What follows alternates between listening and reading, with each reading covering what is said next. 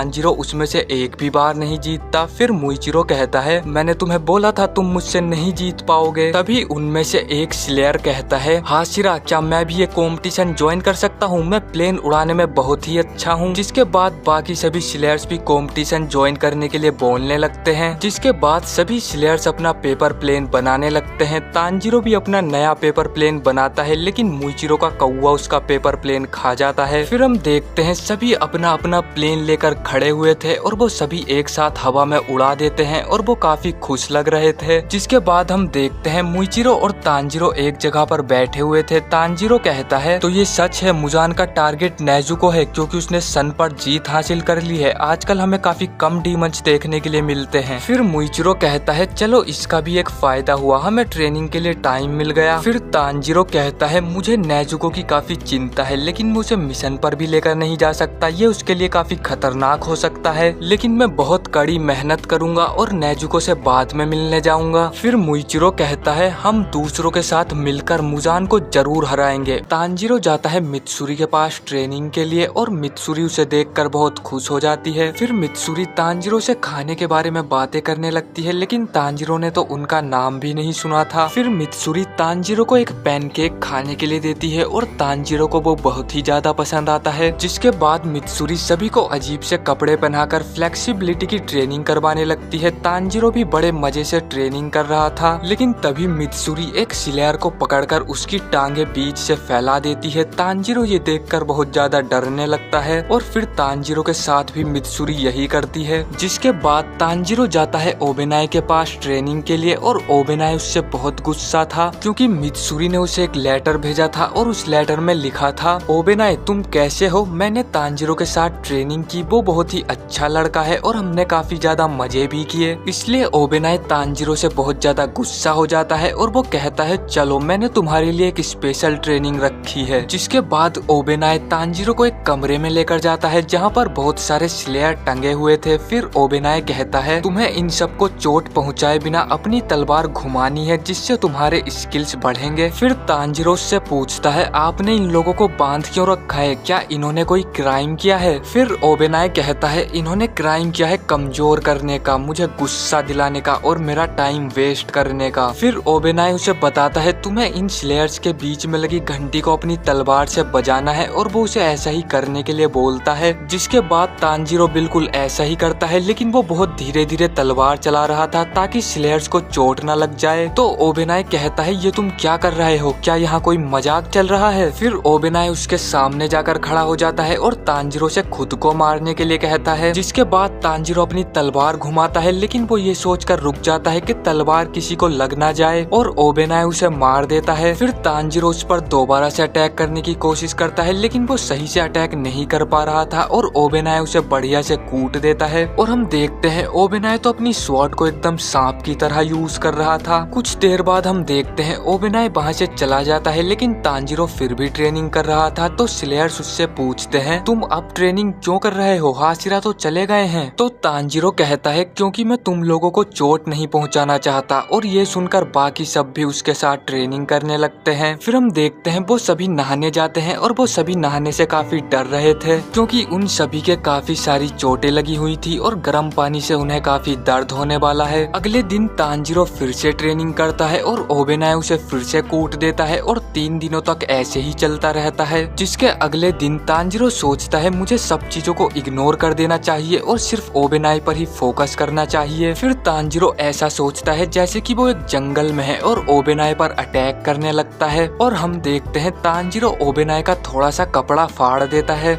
जिसके बाद तांजीरो की ट्रेनिंग कंप्लीट हो जाती है और ओबेनाई उससे कहता है मित्सुरी से दोबारा बात मत करना। फिर हम देखते हैं तांजीरो अगले हाशिरा की ट्रेनिंग के लिए जा रहा था तभी उसे रास्ते में जेनित्सु मिलता है और वो काफी ज्यादा डरा हुआ लग रहा था और वो कह रहा था मैं तुमसे भीख मांगता हूँ, मुझे उससे बचा लो। तभी वहाँ पर सानेमी आ जाता है और वो कहता है जल्दी डिसाइड करो तुम्हें मेरे साथ ट्रेनिंग करनी है या मैं तुम्हें यहीं पर मार दूं। जिसके बाद वो सभी ट्रेनिंग करने लगते हैं और सानेमी तो सबको बहुत ही बुरे तरीके से मार रहा था। फिर तांजीरो सोचने लगता है अच्छा तो अब मुझे समझ आया जेनित्सु इतना डरा हुआ क्यों लग रहा था। जिसके बाद सभी स्लेयर उस पर अटैक करते हैं और वो सबको पेल देता है। एक स्लेयर तो उसके डर के मारे ही बेहोश हो जाता है और वो तांजीरो को भी मार मार कर उसका चेहरा सुझा देता है। फिर हम देखते हैं तांजीरो जा रहा होता है, तभी उसे गैन्या की आवाज आती है तो वो छिपकर सुनने लगता है। वहीं गैन्या सानेमी से कह रहा होता है, बड़े भाई मुझे तुमसे कुछ कहना है। तो सानेमी कहता है, तुम मेरा पीछा क्यों कर रहे हो? मेरा कोई छोटा भाई नहीं है, अगर तुम यहाँ से नहीं गए तो मैं तुम्हें जान से मार दूंगा। जरा देखो तुम्हारे पास कोई स्किल्स नहीं है, तुम्हें डीमन स्लेयर कॉर्प्स छोड़ देना चाहिए, और अगर तुम ब्रीदिंग टेक्निक भी यूज नहीं कर सकते तो तुम खुद को एक स्वॉर्ड्समैन मत बुलाओ। फिर सानेमी वहाँ से जाने लगता है तो गैन्या कहता है, बड़े भाई मैं तुमसे माफी मांगना चाहता हूँ। फिर सानेमी कहता है, मुझे कोई फर्क नहीं पड़ता, यहाँ से चले जाओ। फिर गैन्या कहता है, लेकिन सुनो मैं तो लड़ते रहने के लिए डीमंस भी खा चुका हूँ। और ये सुनकर तो सानेमी पागल ही हो जाता है। वो बहुत तेजी से आकर गैन्या की आंखें फोड़ने वाला होता है, लेकिन तांजीरो से बचा लेता है। फिर हम बाहर देखते हैं सभी लोग वहाँ पर बैठे हुए थे, तभी तांजीरो और गैन्या वहाँ पर आकर गिरते हैं। फिर तांजीरो कहता है, प्लीज रुक जाओ, तुम ऐसा क्यों कर रहे हो? क्या तुम गैन्या को मारना चाहते हो? और फिर सानेमी भी बाहर आ जाता है और वो कहता है, इसको मारना बहुत ही आसान है, लेकिन ये रूल्स के खिलाफ है, तो मैं इसको इतना पीटूंगा जो कभी ये ठीक ही नहीं हो पाएगा। लेकिन अगर ये डीमन स्लेयर कॉर्प्स छोड़ देता है तो मैं इसे यहाँ से जाने दूंगा। फिर तांजीरो कहता है, तुमने अभी कहा तुम इसके बड़े भाई नहीं हो, तो तुम्हें इसकी चॉइस के बारे में बोलने का भी कोई हक नहीं है। फर्क नहीं पड़ता गैन्या पे कोई ब्रीदिंग टेक्निक आती है या नहीं, लेकिन फिर भी वो डीमन से लड़ता है। अगर गैन्या ना होता तो हम अपर रैंक को कभी नहीं हरा पाते। फिर सानेमी कहता है, तुमने बिल्कुल सही कहा, लेकिन अब मैं पहले तुम्हें पीटूंगा। और वो तांजीरो को एक पंच मार देता है, लेकिन हम देखते हैं तांजीरो ने उसके पंच को रोक लिया था और वो उसको एक लात मार देता है। और फिर तांजीरो कहता है, जेनित्सु गैन्या को लेकर यहाँ से जल्दी से भाग जाओ। तभी सानेमी तांजीरो पर दोबारा से अटैक कर देता है, लेकिन तांजीरो उसके अटैक से बच जाता है और उधर जेनित्सु गैन्या को लेकर भागने लगता है। फिर हम देखते हैं सानेमी तांजीरो को मार रहा था तो सभी स्लेयर सानेमी पर अटैक कर देते हैं। फिर हम कुछ देर बाद देखते हैं तांजीरो एक कमरे में बैठा हुआ था और वो कह रहा था, मुझे हायर अप से एक लेटर मिला, उन्होंने विंड हाशिरा के साथ मेरी ट्रेनिंग सस्पेंड कर दी और यहाँ तक कि उनके पास जाने से भी बैन कर दिया। लेकिन इस सब के बाद भी मैं उन दोनों भाइयों को एक साथ नहीं ला पाया। जिसके बाद हम देखते हैं जेनित्सु और तांजीरो स्टोन हाशिरा की ट्रेनिंग के लिए जा रहे थे, तभी उन्हें जंगल में एक झरना दिखाई देता है और वो देखते हैं झरने के नीचे बैठे हुए कुछ स्लेयर्स ट्रेनिंग कर रहे थे, जिनमें से एक इनोसुके भी होता है। और इतनी खतरनाक ट्रेनिंग देखकर वो दोनों डर जाते हैं। तभी वो दोनों अपने पीछे देखते हैं जहाँ स्टोन हाशिरा तो आग में बैठकर ट्रेनिंग कर रहे थे और वो कहते हैं, अगर तुम अपने दिल और दिमाग को शांत कर लो तो आग भी ठंडी हो जाए। तुम दोनों का स्वागत है मेरे ट्रेनिंग ग्राउंड में। स्टोन हाशिरा कहते हैं, शरीर का सबसे महत्वपूर्ण भाग निचला हिस्सा होता है, अगर तुम उसे स्ट्रोंग बना लो तो तुम्हारा अटैक और डिफेंस दोनों मजबूत हो जाएंगे। और इसके लिए तुम्हें इस वाटरफॉल के नीचे ट्रेनिंग करनी होगी, जिसके बाद तुम्हें ये तीनों लकड़ियाँ उठानी होंगी और अंत में तुम्हें इस पत्थर को लगभग 350 फीट तक धकेलना है, जिसके बाद तुम्हारी ट्रेनिंग कंप्लीट हो जाएगी। तभी हम देखते हैं जेनित्सु तो ये सुनकर बेहोशी हो गया था, तो स्टोन हाशिरा उसे नदी में डालने के लिए बोल देते हैं। फिर तांजीरो जेनित्सु को नदी में लेटा देता है, लेकिन नदी का पानी बहुत ही ठंडा था तो जेनित्सु वहाँ से निकलकर भाग जाता है। तभी कुछ स्लेयर्स जेनित्सु से कहते हैं, जल्दी से पत्थर से चिपक जाओ, ये काफी गर्म है। फिर जेनित्सु ऐसा ही करता है और उसे काफी अच्छा भी लगता है। वहीं हम देखते हैं तांजीरो जाता है वाटरफॉल की तरफ, जहाँ पर इनोसुके ट्रेनिंग कर रहा होता है, लेकिन तभी वो देखता है इनोसुके तो बेहोश हो गया है। फिर वो उसे जगाकर खुद भी ट्रेनिंग करने लगता है। तभी उसके पास वाला स्लेयर कहता है, चाहे कुछ भी हो जाए चिल्लाना बंद मत करना, अगर तुम बेहोश हो गए तो हमें पता चल जाएगा। कुछ देर बाद हम देखते हैं सभी लोग मछलियाँ खा रहे होते हैं और इनोसुके उसकी हड्डियाँ भी चबा जाता है। तो तांजीरो कहता है, तुम इसकी हड्डियाँ क्यों खा रहे हो? फिर इनोसुके कहता है, क्या तुम हड्डियाँ नहीं खाते हो? ये बहुत कुरकुरी और स्वादिष्ट हैं। फिर इनोसुके कहता है, तुम्हारा उस बूढ़े बाबा के बारे में क्या ख्याल है? तो तांजीरो कहता है, तुम्हारा मतलब स्टोन हाशिरा? फिर इनोसुके कहता है, इस बात में कोई शक नहीं, वो डीमन स्लेयर कोर्स में सबसे ज्यादा ताकतवर है। तो तांजीरो कहता है,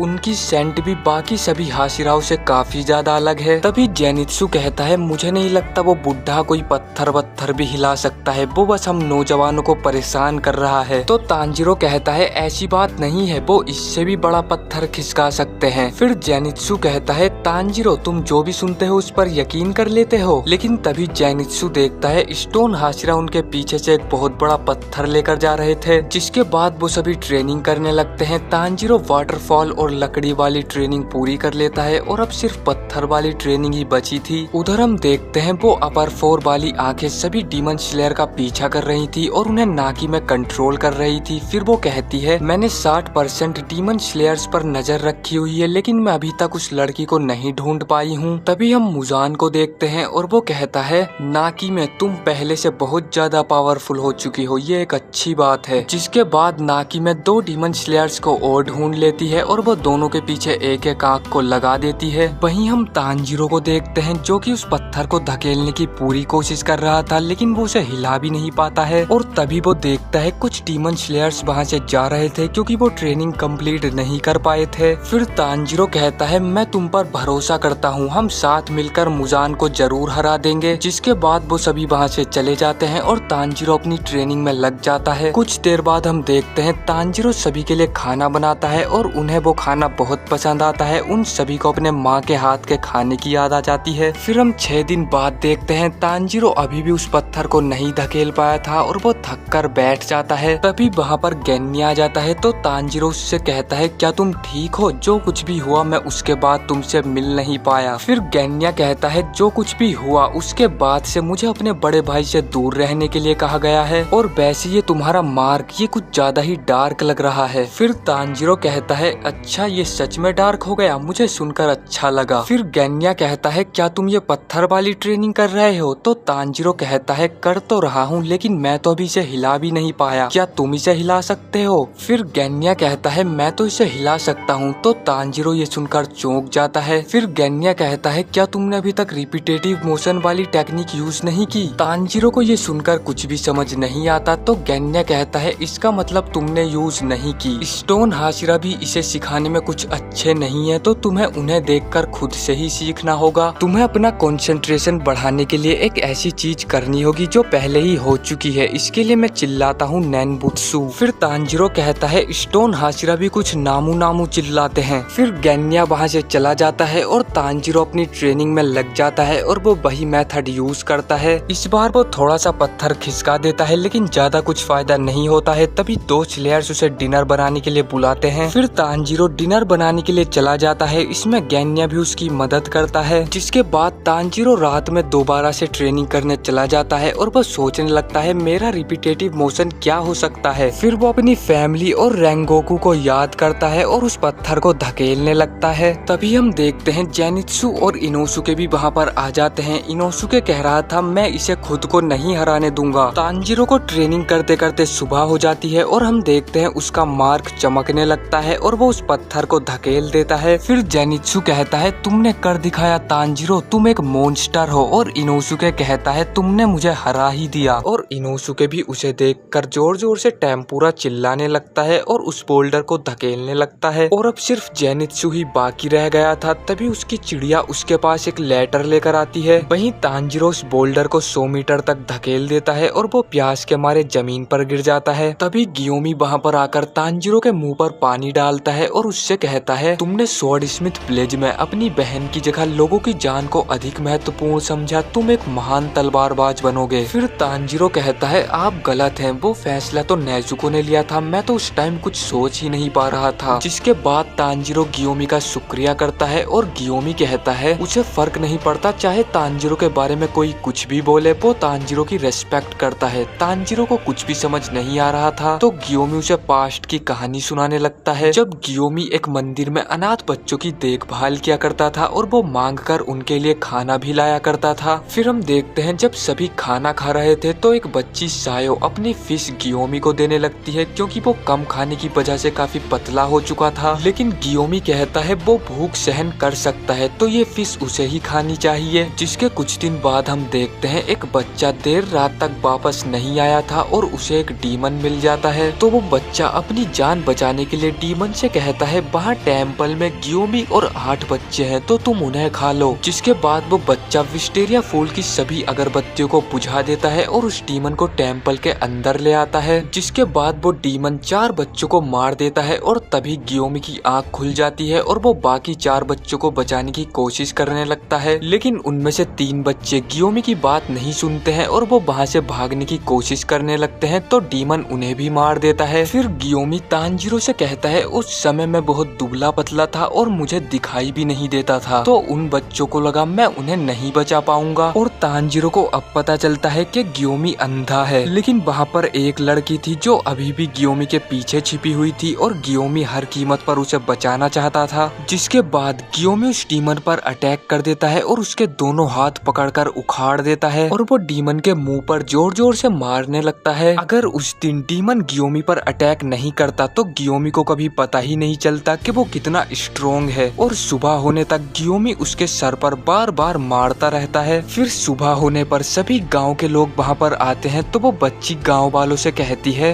वो एक मॉन्स्टर है और उसने सभी बच्चों को मार डाला। ये सुनकर तांजीरो भी चौंक जाता है। फिर गियोमी कहता है जो कुछ भी हुआ सायो उससे डर गई होगी तो उससे गलती हो गई। गियोमी चाहता था कि सायो उसका शुक्रिया करे, लेकिन बच्चे सिर्फ अपने ही बारे में सोचते हैं। जिसके बाद गियोमी पर मर्डर का इल्जाम लगाया गया और उसे मौत की सजा सुनाई गई। अगर मास्टर कगाया ने उसे नहीं बचाया होता तो गियोमी मर चुका होता। इसीलिए गियोमी किसी पर भरोसा नहीं करता, लेकिन तांजीरो अलग है और ये सब सुनकर तांजीरो भी रोने लग जाता है। फिर हम देखते हैं सभी खाना खा रहे थे तो तांजीरो कहता है अब वो गियो की ट्रेनिंग के लिए जाने वाला है और वो गैन्या को भी अपने साथ चलने के लिए बोलता है, लेकिन गैन्या कहता है अभी तक उसने बोल्डर को 109 मीटर तक नहीं धकेला है तो वो उसके साथ नहीं चल सकता। ये सुनकर इनोसुके उसका मजाक उड़ाने लगता है तो वो दोनों लड़ने लगते हैं। फिर तांजीरो गैन्या से कहता है जाने से पहले वो उसके बड़े भाई सानेमी के बारे में कुछ बात करना चाहता है। जिसके बाद तांजीरो जेनित्सु के पास जाता है और जेनित्सु काफी शांति से बैठा हुआ था। फिर तांजीरो उससे पूछता है क्या तुमने अपने बोल्डर को धकेला, तो जेनित्सु उससे मना कर देता है। फिर तांजीरो कहता है मुझे तुम्हारी काफी चिंता हो रही है क्योंकि कुछ टाइम से तुम कुछ ज्यादा ही शांत हो। फिर जेनित्सु कहता है तुम एक बहुत ही अच्छे लड़के हो तांजीरो, और वो उसे गुड लक बोलता है। फिर हम जेनित्सु का चेहरा देखते हैं जिस पर खून लगा हुआ था और उसके हाथ में लेटर भी था। जिसके बाद तांजीरो गियो की ट्रेनिंग के लिए पहुंच जाता है और वो देखता है सानेमी और गियो फाइट कर रहे होते हैं। कुछ देर बाद दोनों की तलवारें टूट जाती हैं तो सानेमी कहता है चलो हाथों से लड़ते हैं और एक दूसरे को मार डालते हैं। तभी तांजीरो उन दोनों के बीच में आकर उन्हें लड़ने से रोकता है और कहता है तुम दोनों रेड बीन के लिए लड़ रहे हो क्या? अगर ऐसा है तो मैं तुम्हारे लिए वो बना दूंगा। ये सुनकर सानेमी कहता है क्या तुम मेरे साथ कोई मजाक कर रहे हो? तो तांजीरो कहता है तुम्हें ये मिठाई बहुत पसंद है ना, जब मैं तुम्हारे यहाँ ट्रेनिंग कर रहा था तो मुझे इस मिठाई की बहुत स्मेल आती थी। ये सब सुनकर सानेमी को बहुत गुस्सा आ जाता है और वो तांजीरो को एक मुक्का मार देता है। कुछ देर बाद तांजीरो को होश आता है तो गियो उसे बताता है। सानेमी गुस्से में वहाँ से चला गया। फिर तांजीरो गियो से पूछता है आखिर वो दोनों लड़ क्यों रहे थे, तो गियो उसे बताता है वो दोनों लड़ नहीं रहे थे, वो तो सिर्फ ट्रेनिंग कर रहे थे, इसलिए ही तो उनके पास लकड़ी की तलवारें थी। ये सुनकर तांजीरो उनकी ट्रेनिंग खराब करने के लिए माफी मांगता है तो गियो उससे कहता है कोई बात नहीं, सानेमी हमेशा गुस्से में रहता है तो मैं उससे बात नहीं कर पाता हूँ। अब मुझे उसकी फेवरेट मिठाई के बारे में पता चल गया है तो जब भी वो मुझे मिलेगा मैं उसे मिठाई देकर उससे दोस्ती कर लूंगा। उधर हम देखते हैं सानेमी अपने घर जा रहा था और वो काफी ज्यादा गुस्सा था क्योंकि तांजीरो ने उसकी ट्रेनिंग खराब कर दी। तभी सानेमी को महसूस होता है कोई उसका पीछा कर रहा है और वो अपने हाथ से उस चीज को पकड़ लेता है। फिर सानेमी अपने हाथ में देखता है वो एक डीमन की आंख होती है तो सानेमी समझ जाता है डीमन घुसपैठ कर चुके हैं। उधर हम मास्टर कगाया के मेंशन में देखते हैं और तभी अचानक से वहाँ का दरवाजा खुलता है और हम देखते हैं मुजान किबुत्सुजी वहाँ पर आ चुका था और मुजान धीरे धीरे मास्टर कगाया की तरफ बढ़ने लगता है। जिसके बाद मुजान मास्टर के सामने जाकर खड़ा हो जाता है और मास्टर उससे कहते हैं आखिर तुम यहाँ पर आ ही गए मुजान, जिस डीमन का मेरी फैमिली हजारों सालों से पीछा कर रही है। अमाने आखिर ये कैसा दिखता है? तो अमाने कहती है एकदम माइकल जैक्सन के जैसा। फिर उबुयाशिकी कहते हैं 1 साल पहले एक डॉक्टर ने कहा था मैं 4 या 5 दिन में मर जाऊंगा, लेकिन मैं अभी तक जिंदा हूँ, शायद मैं तुम्हें हराना चाहता था इसके लिए। फिर मुजान कहता है आज तुम्हारा ये सपना यहीं खत्म हो जाएगा जब मैं तुम्हें मार दूंगा। फिर उबुयाशिकी कहते हैं तुम शायद ये जानते नहीं होंगे लेकिन तुम मेरी ही ब्लड लाइन से हो, तुम्हारा जन्म हजारों साल पहले हुआ था तो हम रिश्तेदार तो नहीं हैं। फिर मुजान कहता है मुझे ये सुनकर कुछ महसूस नहीं हुआ, आखिर तुम कहना क्या चाहते हो? तो उबुयाशिकी उसे बताते हैं क्योंकि क्योंकि हमारी फैमिली ने एक डीमन को जन्म दिया था तो हमारी फैमिली शापित हो गई और हमारे यहाँ बच्चे पैदा होते ही मर जाते थे। और जब हमारी फैमिली का अंत होने वाला था तो हमें एक प्रीस्ट ने बताया तुम्हारी फैमिली ने एक डीमन को जन्म दिया है, अगर तुम्हारी फैमिली उस डीमन को हराने में अपना जीवन समर्पित कर दे तो शायद तुम बच जाओ। जिसके बाद हमने ऐसा ही किया और हमारे बच्चे जिंदा रहने लगे, लेकिन फिर भी हमारी फैमिली में कोई 30 साल से ज्यादा नहीं जी पाया। फिर मुजान कहता है तुम्हारी ये बातें सुनकर मुझे उल्टी आ रही है, शायद तुम्हारी बीमारी तुम्हारे दिमाग तक फैल चुकी है। फिर मुजान सोचने लगता है जिसने डीमन स्लेयर कॉर्प्स को बनाया वो मेरे सामने है, लेकिन फिर भी मुझे कोई नफरत फील नहीं हो रही। तभी मुजान देखता है उबुयाशिकी की दोनों लड़कियां बाहर खेल रही होती हैं और वो एक गाना गा रही थी। वो गाना सुनकर मुजान को नॉस्टैल्जिया और रिलीफ फील होता है। फिर मुजान सोचने लगता है इस मेंशन में सिर्फ 4 लोग हैं, उबुयाशिकी, उसकी वाइफ और उसकी दोनों लड़कियां, और कोई गार्ड भी नहीं है। फिर उबुयाशिकी कहते हैं मुझे पता है तुम्हें क्या चाहिए, तुम अमर होने के सपने देखते हो और तुम चाहते हो तुम कभी ना मरो। फिर मुजान कहता है तुमने बिल्कुल सही कहा और मेरा सपना जल्द ही पूरा हो जाएगा जब नेजुको मुझे मिल जाएगी। फिर उबुयाशिकी कहते हैं तुम्हारा सपना कभी पूरा नहीं होगा क्योंकि नेजुको तुम्हें कभी नहीं मिलेगी। तो मुजान कहता है लगता है तुम्हें खुद पर काफी भरोसा है, लेकिन तुम्हारे अलावा मेरे पास बहुत टाइम है। फिर उबुयाशिकी कहते हैं मैं इतना जरूरी नहीं हूँ, अगर तुम मुझे मार भी दोगे फिर भी डीमन स्लेयर कॉर्प्स ऐसे ही रहेगा, लेकिन अगर तुम मर जाते हो तो तुम्हारे सारे डीमन नष्ट हो जाएंगे। ये सुनकर मुजान चौंक जाता है। फिर उबुयाशिकी कहते हैं मैंने कहा था मैं इतना जरूरी नहीं हूँ, लेकिन फिर भी मेरी मौत बेकार नहीं जाएगी, सभी हाशिरा मुझे याद रखेंगे। जिसके बाद मुजान उन्हें मारने के लिए अपना हाथ आगे बढ़ाता है। उधर हम सानेमी को देखते हैं जो कि मास्टर के मेंशन की तरफ भागकर आ रहा था और उसका कौवा जोर जोर से चिल्ला रहा था जल्दी चलो मास्टर पर अटैक हुआ है। और बाकी सभी हाशिरा भी भागकर जा रहे होते हैं। तभी हम हाशिरा मीटिंग का एक सीन देखते हैं जहाँ पर सानेमी कह रहा था हमें मास्टर की सुरक्षा के लिए 2 हाशिरा को रखना चाहिए, क्या तुम इसके बारे में कुछ कर नहीं सकते गियोमी? फिर गियोमी कहता है ये इम्पॉसिबल है, मैं उनसे 16 साल से पूछ रहा हूँ लेकिन वो हमेशा मना कर देते हैं। वो कहते हैं हाशिरा किसी की पर्सनल सिक्योरिटी के लिए नहीं है। फिर शिनोबू कहती है मैंने सुना है उनकी फैमिली में कभी किसी ने गार्ड्स का यूज नहीं किया। फिर हम देखते हैं सभी हाशिरा बहुत तेजी से भागकर मास्टर के मेंशन में जा रहे होते हैं, लेकिन तभी उनके मेंशन में एक ब्लास्ट होता है। ये ब्लास्ट बहुत ही खतरनाक था, सभी हाशिरा इसे दूर से ही देख लेते हैं। ये ब्लास्ट इतना खतरनाक होता है कि मुजान के भी टुकड़े हो जाते हैं और वो पूरी तरह से जल चुका था, लेकिन मुजान दोबारा हील हो जाता है और वो कहता है उसने अपने साथ अपनी पूरी फैमिली को उड़ा दिया, मुझसे बहुत बड़ी गलती हो गई जो मैंने उसे आम इंसान सोच लिया। उस बॉम्ब के धमाके में कैल्ट्रोप्स के छोटे टुकड़े थे जो कि मेरी रीजनरेशन को धीमा कर रहे हैं। इसका मतलब उबुयाशिकी का कोई और प्लान भी है। मैं सेंस कर सकता हूँ कि हाशिरा यहाँ पर आ रहे हैं, लेकिन इसके अलावा भी कुछ है। तभी मुजान देखता है उसके आसपास ब्लड के टुकड़े उड़ने लगते हैं और कोई ब्लड डीमन आर्ट का यूज करके उसे पकड़ लेता है। फिर मुजान सोचने लगता है आखिर ये किसका ब्लड डीमन आर्ट हो सकता है। तभी हम देखते हैं टमायो वहाँ पर आकर मुजान के पेट में अपना हाथ घुसा देती है और मुजान उससे कहता है टमायो आखिर तुम यहाँ पर क्या कर रही हो? फिर टमायो कहती है तुम्हें क्या लगता है मेरे हाथ में क्या था? ये एक दवाई है जो कि डीमंस को इंसानों में बदलती है। फिर मुजान कहता है ऐसी कोई दवाई इस दुनिया में नहीं है। तो टमायो कहती है मैंने इसे बना लिया, अब सिचुएशन बदल चुकी है, लेकिन मैंने ये अकेले नहीं किया। फिर मुजान उसके एक लात मारता है और उसका सर पकड़कर कहता है क्या वो मैं था जिसने तुम्हारी फैमिली को मारा? नहीं, वो तुम हो जिसने उन्हें मारा और फिर उन्हें खा लिया। फिर टमायो कहती है अगर मुझे पता होता तो मैं कभी डीमन नहीं बनती, मैं डीमन सिर्फ इसलिए बनी थी क्योंकि मुझे अपनी बीमारी से नहीं मरना था और मैं अपने बच्चे को बड़ा होते देखना चाहती थी। फिर मुजान कहता है लेकिन उसके बाद भी तुमने लोगों को मारना बंद नहीं किया, तुम्हें लोगों को मारकर खाने में बहुत मजा आता था ना? फिर टमायो कहती है हाँ मैंने उन्हें मारा और इसलिए अब मैं भी तुम्हारे साथ यहीं पर मरूंगी। कियोमी अब तुम्हारी बारी है। और तभी हम देखते हैं पीछे से स्टोन हाशिरा आकर अपने हथियार से मुजान का सर उड़ा देते हैं। जिसके बाद हम एक फ्लैशबैक देखते हैं। गियोमी हमें बताता है जब मैं मास्टर से पहली बार मिला तो वो सिर्फ 14 साल के थे, मुझे यकीन नहीं हुआ वो मुझसे भी 4 साल छोटे हैं। फिर मास्टर उससे कहते हैं मुझे लगता है तुम कोई मर्डरर नहीं हो, तुम सिर्फ लोगों को बचाना चाहते हो। ये सुनकर गियोमी रोने लगता है और उनके पैरों में गिर जाता है। फिर गियोमी की जब आखिरी मुलाकात कगाया से हुई थी तो कगाया उससे कहते हैं मुझे लगता है मुजान 5 दिनों में यहाँ आने वाला है, तो तुम मुझे चारे की तरह इस्तेमाल करके उसे मार देना। फिर ग्योमी पूछता है आखिर आपको ये कैसे पता? तो ओबुयाशिकी बताते हैं हमारी फैमिली के पास एक फोरसाइट होती है, मतलब एक फ्यूचर देखने की एबिलिटी, इसलिए ही हमारी फैमिली इतनी अमीर है। फिर कगाया आगे कहता है बाकी हाशिरा कभी भी इसके लिए नहीं मानेंगे, इसलिए मैं तुम्हें ये बोल रहा हूँ। फिर हम प्रेजेंट में देखते हैं ग्योमी ने मुजान का सर उड़ा दिया था, लेकिन जैसे कगाया ने बताया था मुजान को उसका सर काट कर भी नहीं मारा जा सकता है और मुजान फिर से अपना सर रीजनरेट कर लेता है। कगाया ने बताया था अगर मुजान सर काटने पर भी नहीं मरा तो वो सिर्फ सूरज की रोशनी से ही मरेगा, इसलिए तुम्हें सुबह तक उसके साथ फाइट करनी होगी। फिर ग्योमी सोचने लगता है मुजान काफी ज्यादा पावरफुल है और वो हील भी बहुत जल्दी हो रहा है, लेकिन मुझे उससे सुबह तक लड़ना ही होगा। जिसके बाद मुजान अपने ब्लड डीमन आर्ट से ग्योमी पर अटैक करता है, लेकिन ग्योमी अपनी स्टोन ब्रीदिंग का थर्ड फॉर्म यूज करता है और उस अटैक को रोक देता है। फिर हम देखते हैं सानेमी भी वहाँ पर पहुँच चुका था और वो कहता है आखिर तुमने मास्टर के साथ क्या किया? जिसके बाद बाकी सभी हाशिरा भी वहाँ पर पहुँच जाते हैं और मुजान को चारों तरफ से घेर लेते हैं, जैसा कि मास्टर कगाया ने प्लान बनाया था। तभी ग्योमी सबको बता देता है कि यही मुजान है और सर काटने पर भी ये नहीं मरेगा। ये सुनकर सभी हाशिरा चौंक जाते हैं। किसी भी हाशिरा ने पहले मुजान को नहीं देखा था, सिर्फ तांजिरो ही मुजान से मिला था, इसलिए तांजिरो उसे पहचान लेता है। जिसके बाद सभी हाशिरा अपनी अपनी ब्रीदिंग फॉर्म का यूज करके मुजान पर अटैक कर देते हैं। तांजिरो भी अपने हिनोकामी कागरा से उस पर अटैक करता है और जैसे ही सभी मुजान को मारने वाले थे तभी मुजान स्माइल करता है और सभी के नीचे बड़े बड़े दरवाजे खुल जाते हैं, जिसकी वजह से सभी हाशिरा और तांजिरो इन्फिनिटी कैसल में गिर जाते हैं। और यहाँ तक कि हाशिरा ही नहीं, गेन्या जो अपनी ट्रेनिंग कर रहा था, इनोसुके जो कि खाना खा रहा था और बाकी सभी डीमन स्लेयर भी इन्फिनिटी कैसल में गिर जाते हैं। जिसके बाद सभी देखते हैं ये जगह तो खत्म ही नहीं हो रही थी और इनोसुके यहाँ पर आकर हंसने लगता है और लड़ने के लिए तैयार हो जाता है। फिर हम देखते हैं सभी लोग यहाँ पर आकर डरे हुए थे, लेकिन जेनित्सु बिल्कुल भी डरा हुआ नहीं था, वो तो एकदम सीरियस था। जिसके बाद सभी हाशिरा अलग अलग हो जाते हैं। फिर मुजान तांजिरो से कहता है तुम्हें सच में लगा था तुम मुझे पकड़ सकते हो? तुम सब नर्क में आ चुके हो और आज रात कोई भी डीमन स्लेयर जिंदा नहीं बचेगा। फिर तांजिरो कहता है अगर आज कोई नर्क में जाएगा तो वो तुम हो मुजान, मैं तुम्हें नहीं छोड़ूंगा। फिर मुजान कहता है अगर हिम्मत है तो मुझे मार के दिखाओ कमांडो तांजिरो।